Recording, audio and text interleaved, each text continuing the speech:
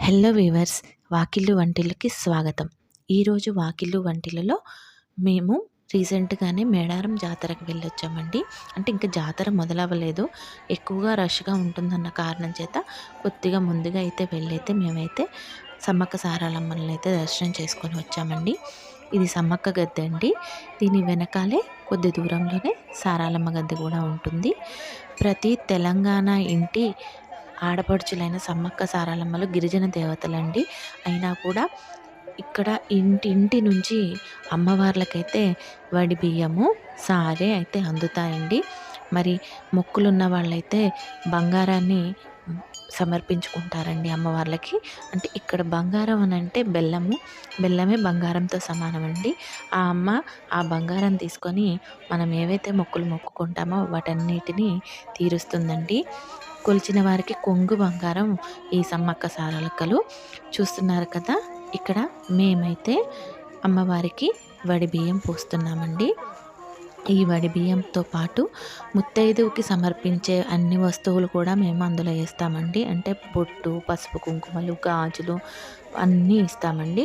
అలాగే బంగారాన్ని అంటే బెల్లాన్ని కూడా ప్రసాదంగా పెట్టి ఇస్తామండి. ఆ తర్వాత మన ఇంటి ఆడపడుచుకి ఎలా అయితే కొత్త చీరను కట్టిస్తామో అలాగే అమ్మవారికి వడి బియ్యం పోసుకున్న తర్వాత మేమైతే సమ్మక్క తల్లికి చీర కట్టించామండి. చూస్తున్నారు కదా ఎంత బాగా కడుతున్నారో వాళ్ళు కూడా. ఇంత దగ్గర నుంచి మాకు దర్శనం అయితే అయ్యిందండి. మేమైతే చాలా సంతోషంగా ఉన్నాము. ఇలా అమ్మవారికి మేము తెచ్చిన చీర అయితే కట్టారండి. చాలా సంతోషంగా అనిపించింది.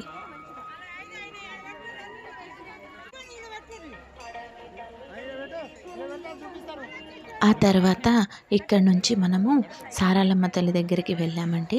అక్కడ కూడా అలా సమ్మక్క తల్లికైతే ఏ విధంగా అయితే వడి బియ్యం పోస్తామో ఇక్కడ సారాలమ్మ తల్లికి కూడా అదే విధంగా వడి బియ్యం పోస్తున్నాం. చూడండి, ఇలాగా మనం పసుపు కలుపుకొని వచ్చిన బియ్యాన్ని ఇలా పోస్తామండి.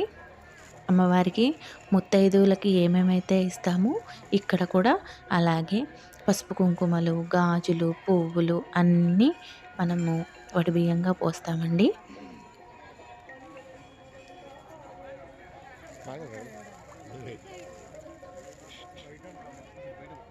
ఈ వడి బియ్యం పోసిన తర్వాత సమ్మక్క తల్లికి ఎలాగైతే చీర కట్టించామో ఇక్కడ సారాలమ్మ తల్లికి కూడా చీర తీసుకొని వచ్చామండి. అక్కడ పూజ చేసే అయ్యగారు ఎవరైతే ఉన్నారో వాళ్ళు ఆ చీరని కట్టించడం జరిగింది. ఇక్కడ ఏంటంటే జాతర టైంలో కనుక వెళ్తే మనకి కనీసం గద్దెల పైకి ఎక్కే అవకాశం ఉండదండి. కొద్దిగా ముందు కనుక వెళ్తే ఇలా మనం గద్దెలపైకి వెళ్ళి చక్కగా మనం వడి బియ్యం పోసుకొని ఇలా మనం తెచ్చిన చీరలైతే అమ్మవార్లకైతే కట్టించుకోవచ్చండి. పేరుకే గిరిజన తల్లులు కనండి, కోరుకున్న వారికి కొంగు బంగారం అండి.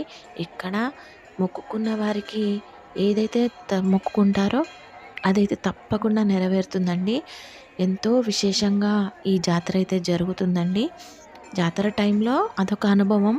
కానీ మనకి గద్దెల మీదకి ఇలా వెళ్ళి మనం ఇలా ప్రత్యక్షంగా మన చేతుల మీద మనం అన్నీ చేసుకోవాలంటే కొద్దిగా ముందు వెళ్ళాలి. చూశారు కదా, ఇప్పటికే రష్ అయితే చాలా ఉందండి. ఆ తర్వాత మనకైతే ఆ అమ్మవారు పువ్వులు, గాజులు అయితే అందించింది. చాలా సంతోషంగా అనిపించింది. ఆ తర్వాత మనకి అక్కడ బంగారాన్ని కూడా కొద్దిగా ప్రసాదం రూపంలో మనకి ఇవ్వడం జరిగిందండి. ఇవన్నీ అయితే తీసుకొని మేమైతే చాలా సంతోషంగా అయితే పక్కనే ఉన్న పగిడిద్దరాజు, గోవిందరాజుల గద్దెల్ని కూడా దర్శించుకొని ఇంటికైతే తిరుగు ప్రయాణం అయ్యామండి. మీరు కూడా తప్పకుండా ఒక్కసారి మేడారంని సందర్శించుకొని ఈ సమ్మక్క సారాలమ్మ తల్లుల ఆశీర్వాదాన్ని అందుకోవాలని కోరుకుంటున్నాను. తప్పకుండా వీలైనప్పుడు వెళ్ళిరండి. ఈ వీడియో కనుక మీకు నచ్చితే ఒక లైక్ చేయండి, షేర్ చేయండి. తప్పకుండా ఛానల్ని సబ్స్క్రైబ్ అయితే చేయండి. మరొక వీడియోతో మళ్ళీ కలుద్దాం. అంతవరకు బాయ్.